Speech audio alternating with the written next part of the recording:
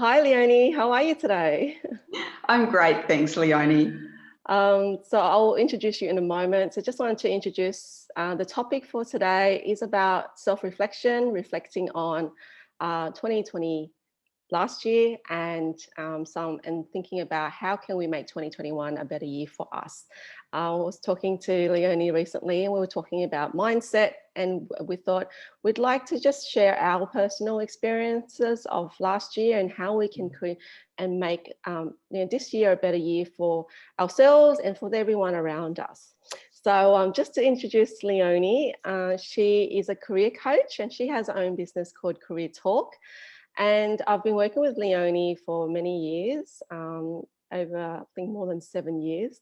So we know each other really well. And if you've been following my podcast in the past year, Leonie has already spoken twice, and this is our third time together. So welcome, Leonie. How are you today?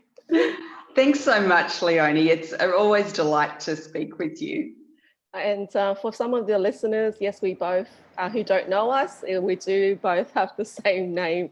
So people do get us mixed up because we've been working on some projects together and people send me emails and so forth. All right, so I'll be asking questions first, and then following on from that, Leonie will be asking me questions. So let's start with the first question. What lessons did you learn from 2020, Leonie? A great question as we start 2021. I actually learned that everyone was different.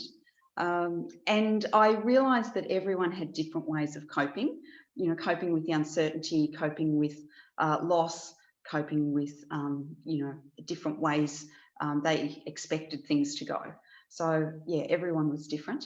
And I realized that I probably learned I shouldn't make assumptions about how I was going to cope with new challenges, but also new opportunities. And I probably shouldn't assume that I knew how other people were going to cope too.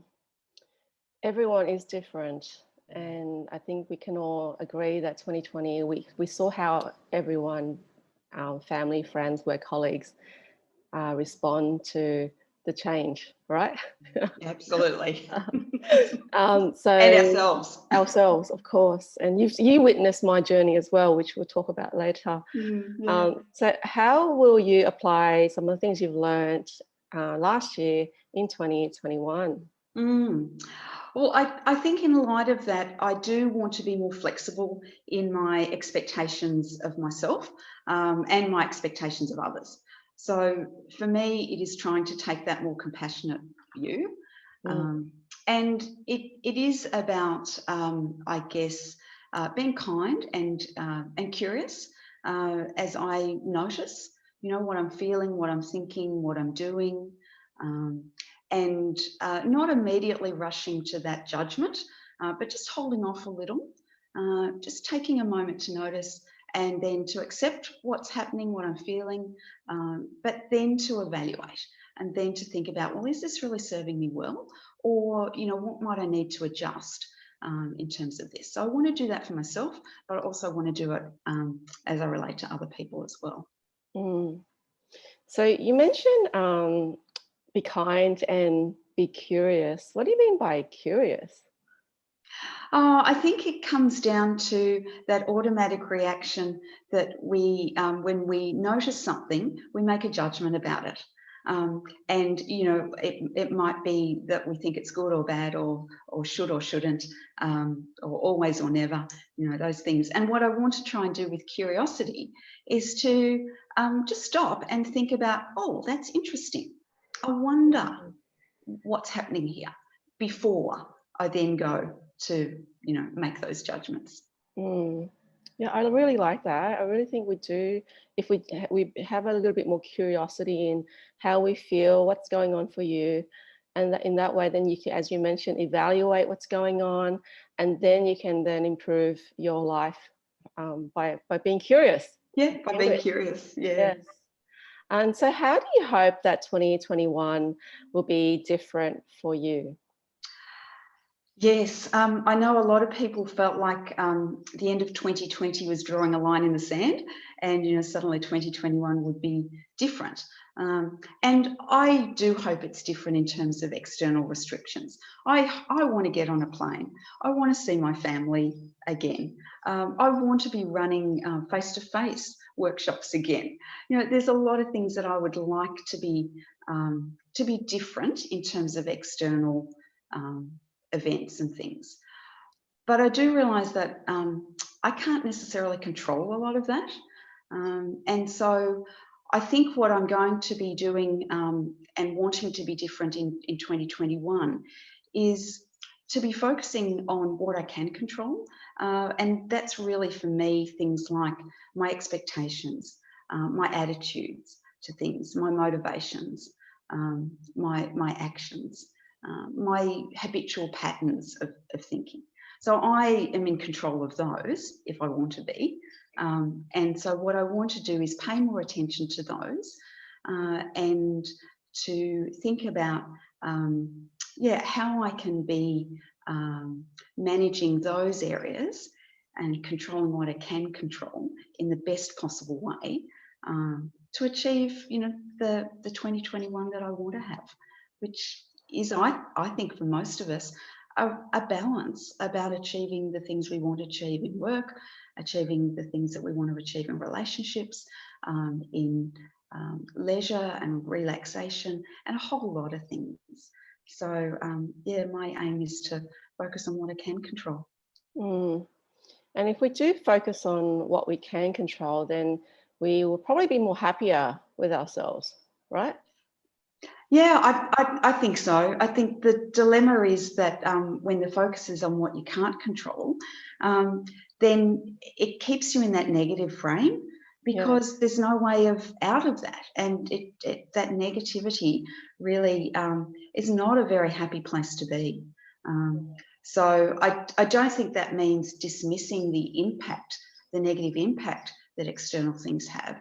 I don't think it means that we actually need to be happy all the time. But I do think it means if we can look at our own reactions, our own ways of approaching things, then wherever possible, we can try and make those as useful as possible for us and for others. Yes, focus on what you can control as opposed to the things you can't control. I really think it's something we need to do more often because we tend to react to the external environment, the change, the news, the media, and then we react to it. And then you're right, you start thinking negatively. So it's about balancing that and being aware that you are responding in that way. So then you can then quickly change gears and then go, okay, what can I do right now? What can I do to make myself feel better? What can I do today that will bring more happiness to myself and to the lives of my family and friends, as opposed to focusing on the media every single few hours, right? For sure. Yeah. So Leonie, I'm really interested to hear from you too around what were the lessons you learned in 2020? Yes, plenty of big lessons. The first one that comes to mind, Leonie, is I remember vividly giving you a call last year saying that, oh my goodness, I actually forgot that I've got a workshop on for that day. And I just completely, it was not out of my mind for some reason. I just didn't remember I had the work on. So I think a number of the people in the audience may relate to this, is that we were working from home most of last year and our routines have been unstructured a little bit or disrupted. And so there were a few moments where I literally forgot the work that was scheduled, which is very unlike me, as you know. All the time, I remember my schedule like every single week, every hour. It slipped my mind and I felt awful. I felt really bad. And going back to what you said about your feelings and your thoughts and noticing your thoughts and feelings and being okay with it. So I called you and I shared with you my little mistake and very embarrassed, and you were really calm and considered, and you actually made me realize that it's okay to make a mistake. It's okay to feel this way. And so it was a big lesson for me to be kind to myself. We are going to make mistakes in life. We are human beings. So one big lesson was to be kind to yourself. And that was a few times throughout last year where something, for some reason, it just slipped my mind. So the external environment can affect us, and therefore we just need to be comfortable with those thoughts and feelings and our reactions, and be really kind to the way we operate on a daily basis. Yeah. Can I remind the listeners too that you didn't miss the workshop because you are so well organised and very, very professional. You were in advance recognising that, so you didn't let anyone down. But yes, it probably was a surprise to you to not pick it up as quickly as you had imagined. Thank you for that. Thank you. Yeah, of course, I thought about the outcome. Yes, I did go to work. Yes, you did. You did pick that up in time. I know, it was so lucky. So one of the other key lessons, I've written some notes here that I've learned, is probably to don't resist the change. We tend to resist change, whether it's well, not we. I personally I have a schedule of activities or tasks I need to attend to the day, and there's a change to schedule. I tend to resist the change. One of the key lessons of last year is that be welcome. There's a really good book that I've read. It's called Welcome the Unwelcome. Google it, Welcome the Unwelcome. And to actually be flexible, as you mentioned before, be flexible and adapt to the change. If you resist the change, you are going against the wave and it doesn't feel good. So when there's a change, try and be more open to the change and go with the flow, and you'll find that everything in life happens for a reason. So that was a big lesson learned last year, as I had to try not to resist the change. And because when you're resisting it, you just bring so much unhappiness to your life. You can be sad, you can be depressed, you can have frustration. So I would certainly say, yeah, try not to resist the change. That's for 2020. 2020, yeah, some big lessons. So how will you apply what you learned in this coming year in 2021? Yes, a great question. What you've learned and how do you apply it? Well, to be kind to myself, having more self-compassion, and what that means is spending more time self-care. Things haven't changed. Things have changed a little bit, but still we don't know what's ahead of us. So I think self-care is something that I'm working on all the time, whether it's meditation, mindfulness, yoga, and even self-care in the way you think, because I tend to think a lot about other people and then I forget to think about myself. So I'm trying to balance the ratio between 70%, before probably 90% about other people, 10% about myself. Now just balancing it a little bit to 70% thinking about other people and then 30% for myself. So just every time I'm thinking of doing something for someone else, thinking about what can I do for me today. So self-care, being kind to yourself, more so this year as we go through more changes ahead of us. And the other thing that I would say in terms of being flexible and being adaptable and open to change is that take notice, for me, is to take notice of some things that are coming towards you, a new opportunity, a new event, a phone call, someone wants to catch up, for some reason they want to catch up, to welcome the change and to say, okay, well, yeah, I'm actually free. Yes, it might be, it may have disrupted my schedule, but that's okay. So just to be able to welcome the change and see what opens up for me as a result of welcoming that change into my life. So being aware of it, because I have a tendency to go, okay, here's my schedule, stick to the schedule, get it done. But when there is an interruption, welcoming it to see what it might bring to me. Wonderful, wonderful. I'm really interested to know what it might bring for you too. So that it'll be interesting as we talk later in the year, I reckon. So thinking about that, how do you actually hope 2021 will be different for you? Yes, that's a big question.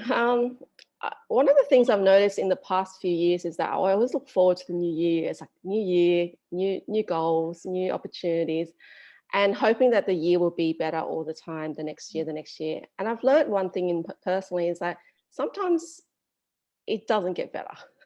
As in, like, sometimes you have a year that's not so good and a year that's really good. So I don't have any expectations of you know, this year, next year, for it to be amazing.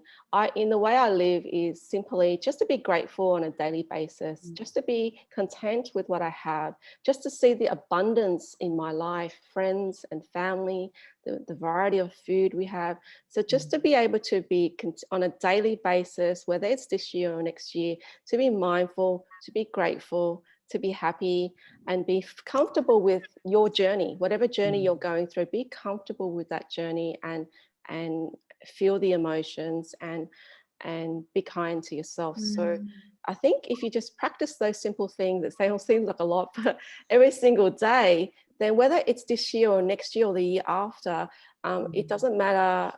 What it's all about comes back to what are your expectations. So perhaps lowering your own expectations, going back to what you said, would be probably my key message to everyone listening, is and around lowering your expectations. It is hard for everybody what's happening with the changes ahead of us. So lowering our expectation, being more flexible and being more kind. I love that advice. Some great advice there. Thank you. Would you have any final comments today, Leonie?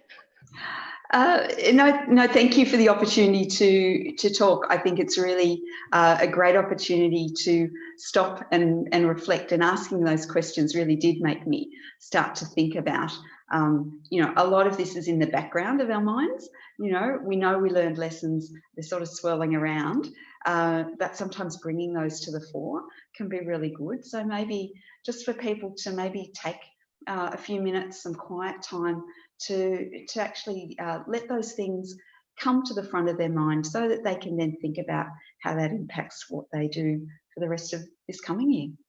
I totally agree. So spend a few minutes on reflecting and to make this year a slightly better year than last year. Yeah. Thank you, Leonie. I look forward to running more podcasts with you in the near months or in the near few years. Thank you. Great. Bye. Bye.